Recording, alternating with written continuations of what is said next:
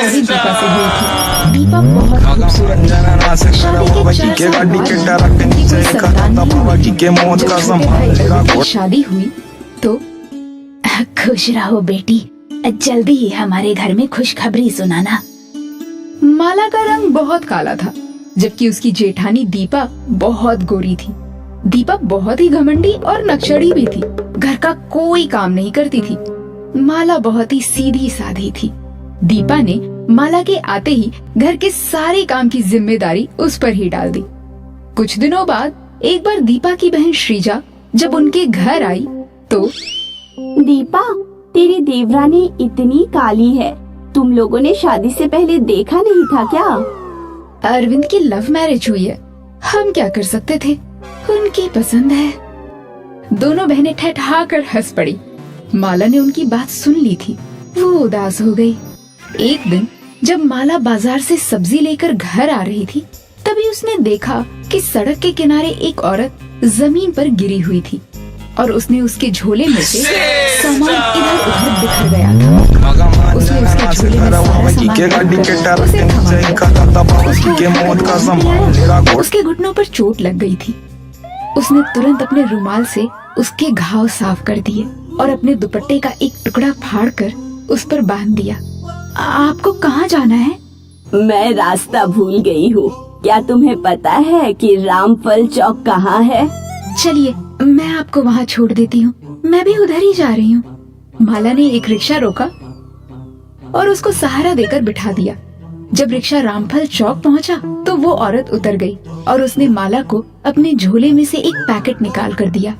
बेटी, ये एक जादुई क्रीम है, तुम्हारे बहुत काम आएगी। धन्यवाद काकी। माला ने क्रीम ले ली और वो औरत वहाँ से चली गई। माला ने घर आकर वो क्रीम खोलकर अपने चेहरे पर लगा लिया।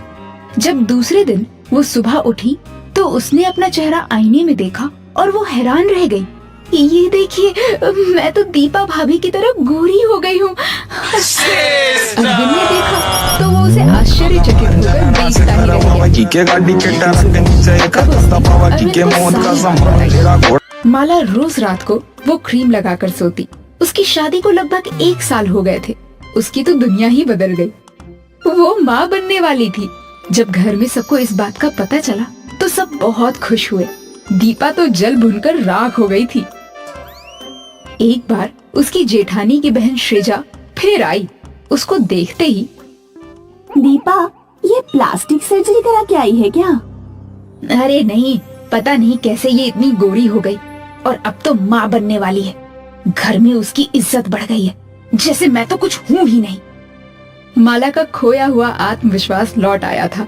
दीपा को इस बात पर बहुत गुस्सा आता था। उसने एक दिन माला को क्रीम लगाते हुए देख लिया। एक दिन जब माला किसी काम से बाहर गई थी, दीपा सीधा उसके कमरे में गई और उसका क्रीम का डब्बा उठाकर अपने कमरे में लेकर आ गई। उसने उसकी जगह बिल्कुल वैसा ही डब्बा उसके टेबल पर रख दिया। दीपा जब सोने गई तो रात में क्रीम अपने चेहरे पर लगा लिया। सुबह उठी तो उसके पूरे चेहरे पर लाल लाल दाने निकल गए थे। वो रोती हुई सास के पास आई। ये क्या हुआ? दीपा ने उनको सारी बात बताई। दीपा, जलन की भी कोई सीमा होती है। माला बेचारी पहली बार थोड़ी सी खुश हुई थी, पर तुमसे तो उसकी खुशी देखी ही नहीं गई। माँ जी, जब से उसने ये क्रीम लगानी शुरू की है, हर जगह उसी को सब पूछते हैं। मैं तो किसी को दिखाई भी नहीं पड़ती। रंग तो मेरा भी गोरा ही था ना। माला पीछे खड़ी सब सुन रही थी। जब से मैं इस घर में आई हूँ, तब से अपने काले होने का दंश झेल रही हूँ। आप मेरी जेठानी हैं, बजाय इसके कि आप मेरा पक्ष लेती, अपनी बहन के साथ मिलकर मेरा मजाक उड़ाती हैं। मेरे काले रंग का मजाक उड़ाते हुए कहती हैं, काले को काला ही कहेंगे, इसमें बिसुरने की क्या बात है। बहरहाल, जादुई क्रीम उसी के लिए है जिसको मिली है। मेरी क्रीम मुझे वापस कर दीजिए। दीपा ने उसकी क्रीम चुपचाप उसे वापस दे दी। दीपा ने अपना क्रीम वाला डब्बा रख लिया और उसका रखा हुआ डब्बा उसे वापस कर दिया। दीपा दिन रात अपने कमरे में ही पड़ी रहती। डॉक्टर को भी दिखाया, पर उसके चेहरे का रंग काला पड़ता जा रहा था। कई महीने बीत गए। एक दिन दीपा रोती हुई माला के पास आई। माला, मुझे माफ कर दो, मैं पश्चाताप की आग में जल रही हूँ। अब मुझे समझ में आ गया है कि तुम्हारे दिल पर क्या गुजरती रही होगी जब सब तुम्हारा मजाक उड़ाते रहे होंगे। उसका ये हाल देखकर माला बहुत दुखी हुई, लेकिन वो कर भी क्या सकती थी सिवाय सांत्वना देने के। दीपा बिल्कुल बदल गई थी। उसके साथ मिलकर घर का सारा काम भी करती और उसका ध्यान भी रखती। एक दिन जब माला सब्जी लेकर घर लौट रही थी तो अचानक वही औरत उसे फिर से दिखाई पड़ी। वो झट से उसके पास पहुंच गई और उसने उसके पैर छूकर कहा, आपका बहुत बहुत धन्यवाद, आपने मेरा पूरा जीवन बदल दिया। चलिए आज आप मेरे घर चलिए, मैं आपको अपने हाथों से बना खाना खिलाना चाहती हूँ। तुम बहुत अच्छी हो माला, इसीलिए जादुई क्रीम ने तुम्हारी मदद की।